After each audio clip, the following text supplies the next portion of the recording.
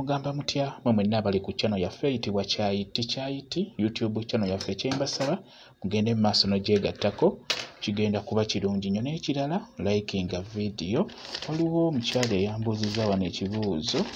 Omukyala yambuuzizza nti alina obuzibu bw'okusannyalala engalo. Oŋŋambye tulina ekizibu ky'okusannyalala engalo. Kituufu abantu bangi basannyalala nnyo engalo wamu n'ebigere. Naddala wano ku makya nga wakazuukuka ekintu ekyo kiba kyangu okukifuna. Ebiseera ebisinga ekizibu ekyo kijja naye kiva mu kubeera ng'omusaayi tegutambula bulungi. Kiba kyangu okufuna obuzibu obwo obw'okusannyalala.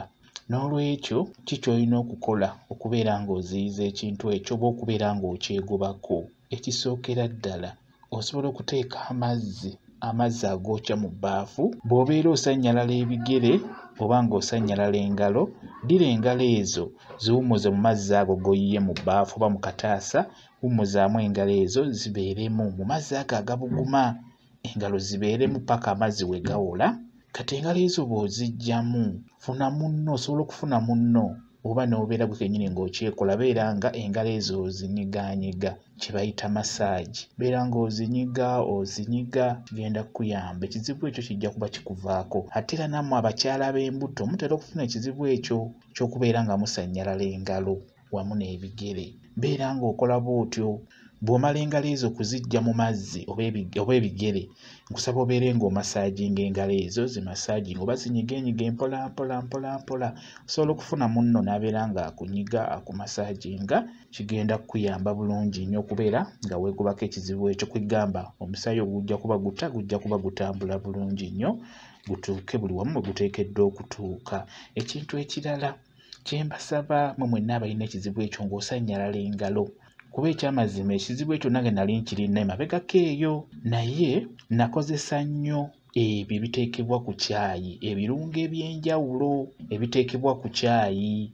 Bikola nnyo, biyamba nnyo ku nsonga y'okuzibukula emisuwa, omusaayi ne guba nga gutambula bulungi mu mubiri gwo. Buli w'onaalemera ku ebyo bye bateeka ku caayi eby'enjawulo, buli ku makya ng'ofumba caayi n'oteekako ebirungo. Buli ku makya n'oteekako ebirungo eby'enjawulo okugeza entangawuuzi n'oteeka ku caayi ntonotono ekitajja kwokya nnyo munda, n'oteekako kulovuzi. Waliwo bwe bayita gira obwo buva kusinga bweru, n'obwala babuyita iliki nabwo buva bweru eyo. Ne wabaawo omudalasiini nagwo mulungi nnyo, guteeke ku caayi. N'ekisubi ekyo nakyo kirungi nnyo okukiteeka ku caayi wamu n'amajaani ago.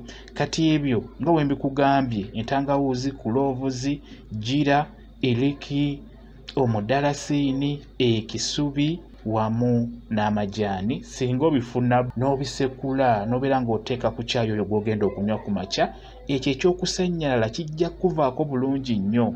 Singa omala wiiki nnamba ng'onywa caayi aliko ebirungo ebyo, n'okwata wiiki ey'okubiri n'obeera ng'okyemanyiiza, n'obeera nga toddamu kunywa caayi nga taliiko birungo byonna.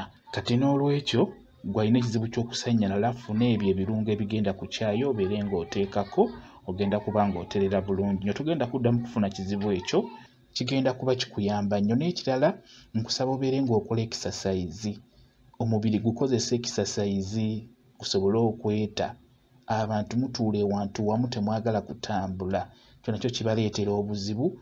Kigenda kuba kikuvaako singa onaaba ogoberedde ebyo bye nkubuulidde. Mwebale kubeera ku channel yaffe eyitibwa Kyayiti YouTube channel yaffe. Kyembasaba mugende mu maaso n'ogyegattako, kigenda kuba kirungi nnyo. N'ekirala likinga video, mubeere bulungi, mweraba.